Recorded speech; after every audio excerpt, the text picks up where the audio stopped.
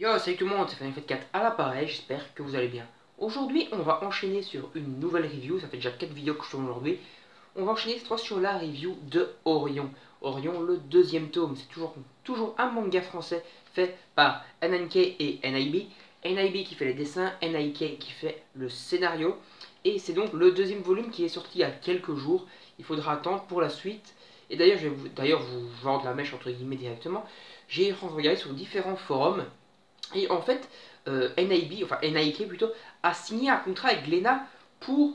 déjà, en fait, il y a deux tomes de sûr, donc le deuxième tome vient de sortir, donc le deuxième tome est sûr, voilà. Mais pour la suite, ça dépendra des ventes. Et donc, en fait, comme NIK a prévu une série, un premier arc sur au minimum 5 tomes, si jamais les ventes du deuxième tome, enfin le premier tome c'est bien vendu, mais si les ventes du deuxième tome ne sont pas bons et que Glénat décide de ne pas lancer la suite de la série, et ben on n'aura pas de fin à cette série, on n'aura que 2 volumes et ça serait quand même très dommage. Donc je vous invite à acheter ce deuxième volume, je vends directement la mèche, c'est franchement un manga énorme, super bon et on va un petit peu développer davantage dans la review, mais je vous invite vraiment à acheter ce manga pour aider ce mangaka, ce youtubeur qui est NNK à que ce manga continue à sortir parce que moi j'apprécie, j'adore et j'ai vraiment envie de connaître la suite et que ça serait con que ça s'arrête comme ça après à peine 2 volumes. Voilà pour le petit aparté. Alors ce deuxième volume, on arrive donc à la Cité Interdite, on y était déjà. On va suivre Koza et Value qui vont continuer à apprendre à développer leur pouvoir ainsi qu'il y a différents personnages, Mirki, etc. qu'on a déjà vu dans le tome 1. Donc ça c'est la femme, hein, a un caractère assez trempé. Et ils vont commencer à se lier d'amitié avec différents protagonismes donc, de la Cité Interdite. On va déjà limite avoir des petites pistes de romance et tout ça, ça peut être intéressant donc dans tous les mangas shonen et tout ça. Ça peut être très intéressant d'avoir des pistes dans ce genre-là. On prend d'ailleurs très un côté shonen, hein, à tous les niveaux, mais avec une bonne touche en fait horrifique. Il y a beaucoup de touches horrifiques. Il joue sur pas mal de petites peurs primaires. Genre à la fin du tome, c'est surtout la peur, on va dire, vers la fin du tome, un peu avant la fin du tome, quoi. C'est surtout sur la peur des araignées. Moi, je déteste ces bestioles. Et je vais un peu vous spoiler. Bon, allez, je vais quand même vous spoiler, c'est juste une page. Je vais vous montrer. Bon, ça reste un putain de cauchemar. Mais quand vous imaginez là, une putain de tarentule des familles là, qui fait. C'est un petit spoil, hein, c'est pas trop grave. Qui fait la taille d'une pièce, quoi, qui rentre comme ça dans la maison pour essayer de bouffer le gars. Bon, c'est un cauchemar. Mais bon, quand même, ça joue sur les peurs primaires. Et ça, c'est plutôt très intéressant. Ça sort un peu des sentiers battus habituels des shonen où c'est juste un mec super basé qui va exploser des mecs encore plus basés que lui et au final les dépasser pour les exploser quand même en se transformant ou d'autres trucs.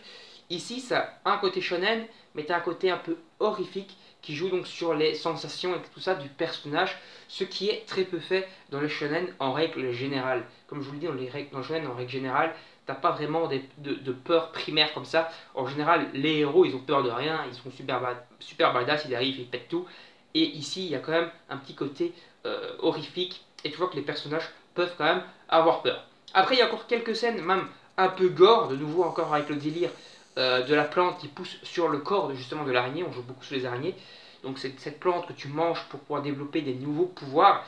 Et quand tu la manges, il y a une chance sur 10, enfin il y a une chance sur 10 que tu survives et que tu développes tes pouvoirs, et 9 chances sur 10 que tu crèves. Et bien ici, encore de nouveau des morts, et c'est pas toujours les mêmes morts. On a certains qui meurent, entre guillemets, c'était à 2 doigts d'avoir leur pouvoir révélé, ils meurent juste entre guillemets d'une crise cardiaque, mais t'en as, ils commencent à pisser le sang de partout, limite leur orbite, ils explosent et tout.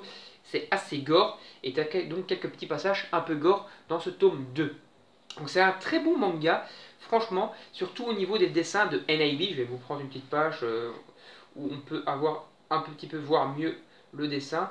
Bon, peut-être une petite page de combat. Non, je vais plutôt vous prendre, voilà, ici par exemple, comme ça, une petite page comme ça, enfin quelques cases quoi. Vous voyez, les dessins sont quand même super jolis. Franchement, pour un début de manga, parce qu'entre guillemets, ces mangaka sont entre guillemets débutants, hein, c'est limite NIK, c'est le premier manga qu'il écrit, et je pense que NIB c'est également son premier manga qu'elle dessine, hein. Je pense qu'elle est dessinatrice entre guillemets, voire qu'elle a un truc là, comment ça s'appelle encore, un Deviant Art, là où elle poste donc différentes dessins, voire petites histoires qu'elle a écrit elle-même, mais je pense que c'est son premier vrai projet au niveau du dessin. Et franchement, ne fût-ce quand on voit la couverture qui est faite par elle-même, c'est super beau, quoi. Il n'y a pas à chier droit. Donc je vais vous lire un petit peu le petit résumé du manga, comme ça vous pouvez vous faire un petit avis sans vous spoiler, parce que je vous ai déjà pas mal spoilé. Donc voilà, donc je vais pas tout vous lire parce qu'il y a l'étiquette qui est devant, mais bon, pour découvrir... Attends. Attendez, je vais décoller un peu l'étiquette parce que sinon on va pas savoir lire un petit peu les aléas du direct, on va dire, même si en soi je pourrais recommencer la vidéo, mais bon, on va rester honnête avec vous et pas recommencer ça contre la vidéo. Alors, hop, voilà, je décolle le truc.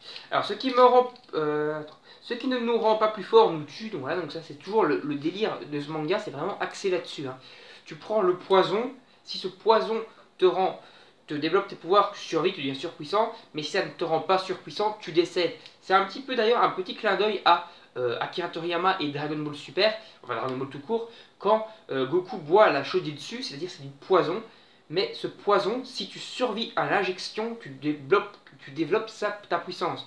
Goku boit ce poison dans l'arc avant de combattre Piccolo Daimao, et c'est grâce à ça qu'il arrive à vaincre Piccolo Daimao. Ici c'est complètement le même délire, mais avec une araignée et une plante qui pousse sur le corps de l'araignée. Alors, en chacun de nous sommeille une aptitude qui demande qu'à s'éveiller pour découvrir ce précieux talent. Koza et Value, donc les deux héros principaux qu'on voit sur la jaquette ici, vont devoir chercher au plus profond d'eux-mêmes. Mais ils ignorent encore que la quête de soi peut aboutir sur la pire des rencontres. Oui, parce que il semblerait, parce que c'est pas encore vraiment très révélé dans ce tome-ci, mais qu'un grand méchant est déjà présent et s'apprête, entre guillemets, à venir les attaquer, ou en tout cas à venir foutre la merde. Comme on sait, ce premier arc va faire 5 volumes, en tout cas dans la tête de NNK, j'espère que ça sera le cas. Donc 5 volumes. Ici on a eu 2 volumes vraiment introductifs, et on commence à partir en fait sur la piste du méchant. Je pense que le volume 3 sera l'introduction vraiment du grand méchant, et que le 4 et 5 sera le combat contre ce grand méchant qui sera vaincu. Après, on partira logiquement, d'après ce qu'il a dit en vidéo, sur un tome 6 et un nouvel arc avec un nouvel ennemi, si tout se passe en tout cas comme NNK, comme les mangaka le veulent. Mais je leur souhaite vraiment que du bien, parce que c'est un très bon manga français. Donc on va s'arrêter là. J'espère que cette review de Orion volume 2 vous aura plu. N'hésitez pas à l'acheter, à commenter la vidéo, à la liker, à donner votre avis sur le manga si vous l'avez lu, à vous abonner et activer la petite cloche pour ne rien manquer, et à partager la vidéo. Salut, à la prochaine!